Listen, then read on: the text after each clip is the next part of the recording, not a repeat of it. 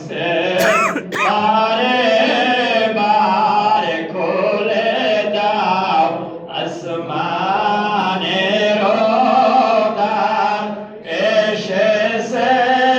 নবীদের সরদার করিবে আল্লাহর দিদার ইয়া নবী লাইকা ইয়া রাসূল সালামু আলাইকা ইয়া হাবিব সালামু আলাইকা সালাওয়াতুল্লাহ আলাইকা হে রাসূল মদিনার পথে পারেন গো